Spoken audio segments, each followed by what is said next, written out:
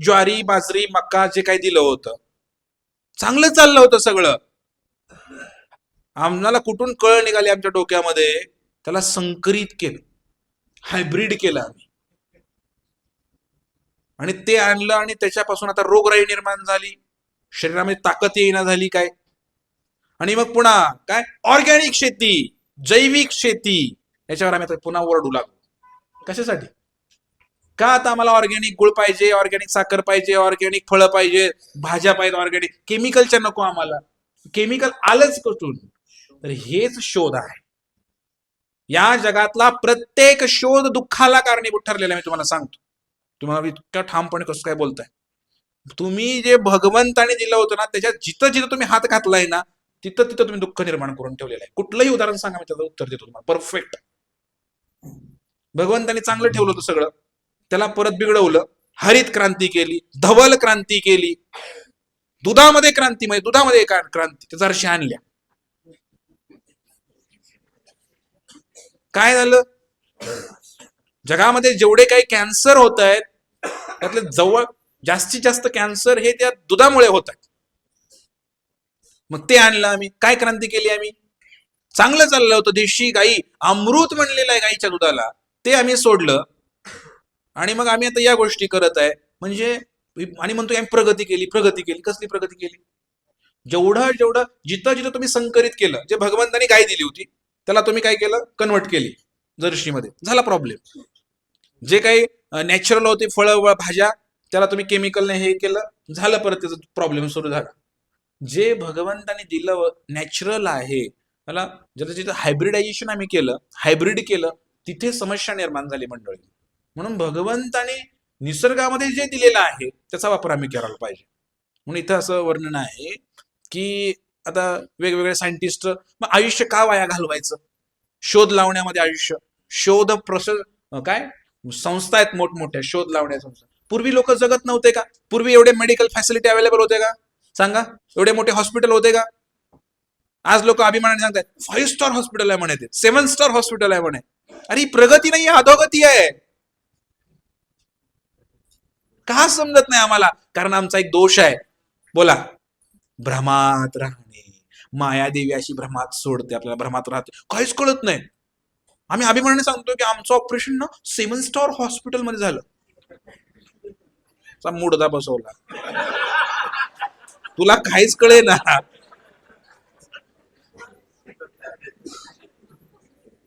नाही, आमचे हे ना लीलावतीला ऍडमिट होते. हो, लीलावतीमध्ये. हो, 15 लाख गेले. फार मोठे मोठे डॉक्टर होते. अमेरिकेवरून डॉक्टर बोलवले, अमेरिकेवरून. अरे काही ही काही अभिमानाची गोष्ट आहे का? भ्रमात आहे आपण, भ्रमात आहे, समजून घ्या. आमचा मुलगा कलेक्टर आहे. काय झालं? भजन करतो का? नाही. हरे कृष्ण म्हणतो का? मंदिरात जातो का? मनुष्य जीवन कलेक्टर बनण्यासाठी नाही झालेलं आहे. मनुष्य जीवन भगवंताला प्राप्त करण्यासाठी आहे. There is no other chance, no second chance. पुन्हा जन्म नाही, एकच जन्म. आणि आम्ही आमच्या मुलांना डॉक्टर बनवू इच्छितोय, क्रिकेटर बनवू इच्छितोय. पण प्रभुपादांचे वडील होते, ते म्हणले माझा मुलगा राधाराणीचा भक्त बनावा, अशी इच्छा केली. आणि पूर्ण झाली ती इच्छा. त्यांची इच्छा पूर्ण झाली. कारण लक्षात घ्या, भ्रमात आहे आम्ही, भ्रमात आहे. कधी अशा इच्छा करायला नाही पाहिजे. खरं तर थोडंसं तुम्हाला ऐकायला कठीण वाटते, मला 100% समजतंय. सगळे तुमचे चेहरे सांगतायत मला, तुम्हाला पटत नाही वगैरे वगैरे, कारण तुमच्या दुःखावर मी बोट ठेवलेलं आहे. पण करणार काय? माझं कामच ते आहे ना.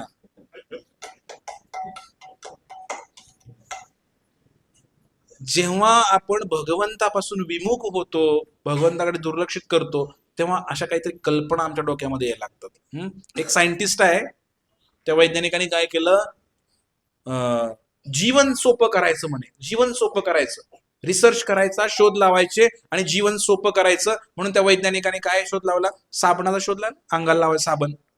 मग त्या अंगाला लागणाऱ्या साबणामध्ये असे बुडबुडे येतात, फेस येतो, फेस. जास्तीत जास्त फेस कसा येईल, मग ते बुडबुडे फेसामध्ये कसे येतील जास्तीत जास्त, याच्यावर तो शोध करत होता. हं?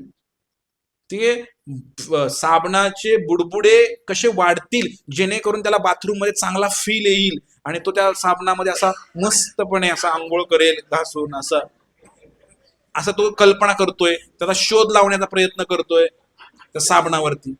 मनुष्य जीवन याच्यासाठी भेटलेलं आहे. अरे हे जीवन म्हणजेच एक बाथरूम आहे, टॉयलेट आहे, ह्यातनच बाहेर पडायचं पडलंय. त्याला दुसऱ्या टॉयलेटमध्ये घातलंय अजून तो, आणि त्याला साबण देऊन त्याला फेस वाढवून अजून तिथंच बस म्हणून सांगताय तुम्ही.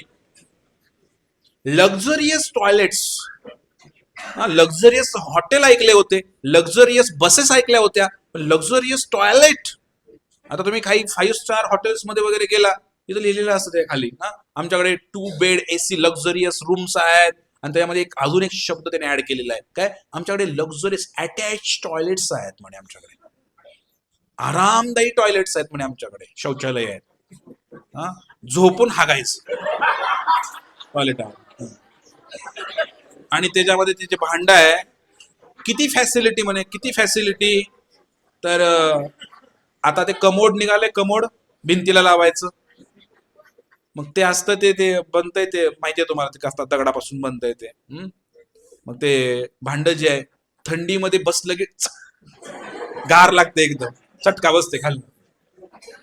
म्हणून लोकांना काय झालंय, त्या कमोड मध्ये त्यांनी काय केलंय, आता मॉडिफिकेशन केलेलं आहे.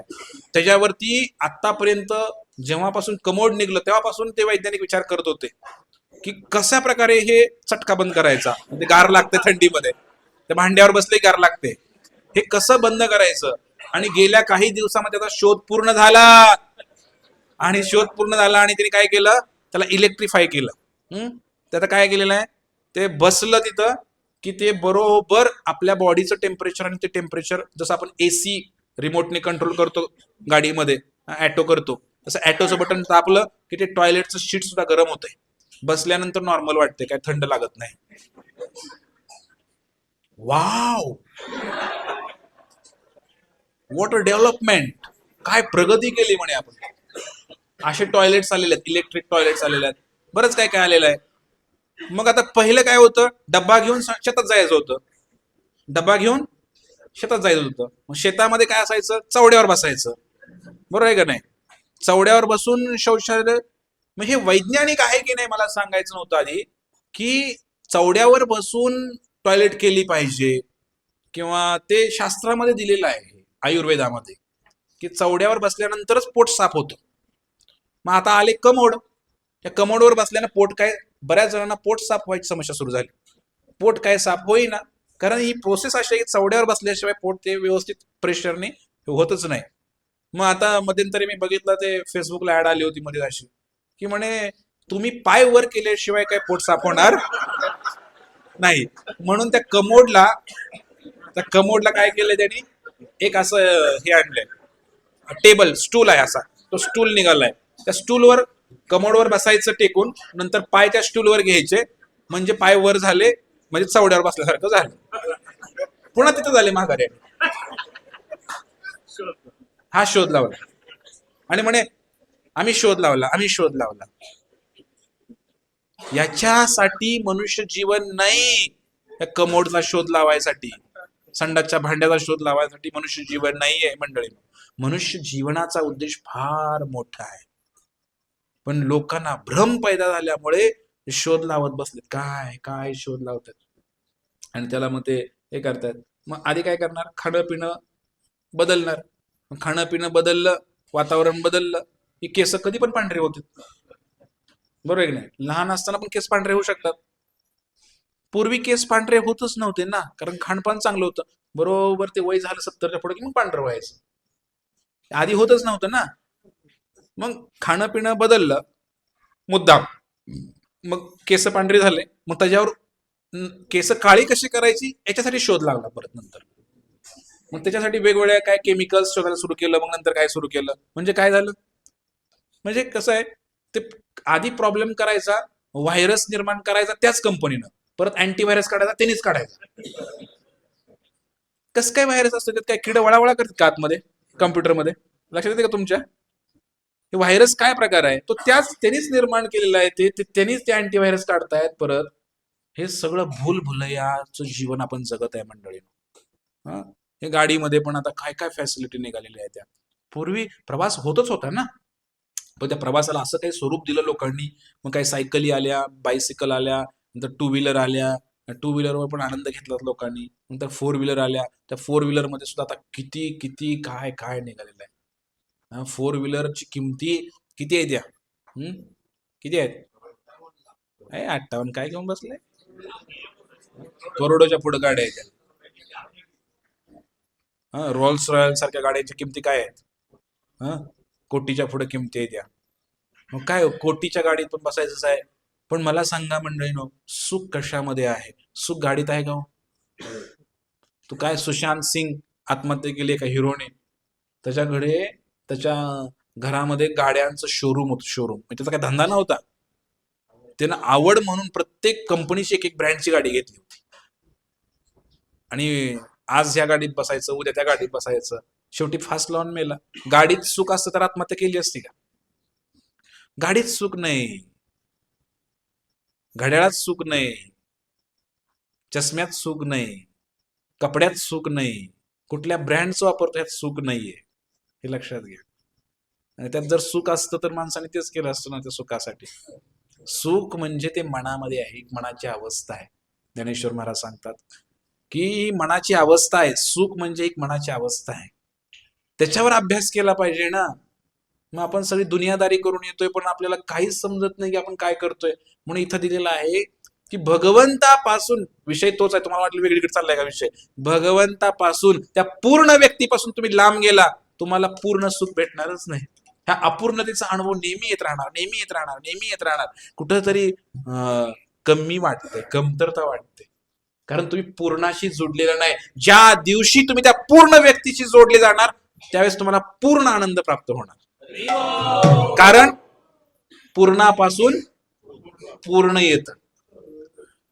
तुम्ही म्हणा नाही नाही नाही, मी बायकोशी जोडले तर मला आनंद येईल. बायको अपूर्ण, आनंदही. मी या संस्थेशी जोडलो तर पूर्ण आनंद येईल. संस्था ही अपूर्ण आहे, तिचा सिद्धांत बी अपूर्ण आहे, पूर्ण आनंद कसं काय येईल? म्हणून बरेच लोक इतर संस्थांमधले विचारतात, का हो महाराज तुमच्याकडे काय नसते काय बाकीचे? तुम्ही हरे कृष्णवाले लय आनंद असतात, सारखे नाचत असतात हरे कृष्णवाले. मग आम्ही या तुम्ही आमच्या संस्थेमध्ये. म्हणजे आमच्या संस्थेत असं काही नाही, बसवत नसतोच असं बसत. हो ते काय करायला होत म्हणे, असा आनंद नाही येत म्हणे. तुम्ही या, कारण ती संस्था अपूर्णाशी जोडलेली आहे, तिचा सिद्धांत अपूर्ण आहे. त्यामुळे पूर्ण आनंद कुठून येणार? पूर्ण आनंद घ्यायचा असेल तर पूर्ण संस्था, ज्याच्यामध्ये पूर्ण भगवंताची पूजा केली जाते, अशा ठिकाणी यावं लागेल. म्हणून भगवंताशी जर विमुख झाला, पाठ फिरवली देवाकडे, तर तो व्यक्ती कधीच सुखी राहू शकत नाही. म्हणून भगवंताने दिलेल्या नियमाचं पालन करा, आणि भगवंताने जे काही नियम घालून दिलेत तर आपण असं केलं तर आपलं कल्याण होऊ शकतोय. भगवंतापासून दूर जाऊन आपण आनंदी होऊ शकत नाही.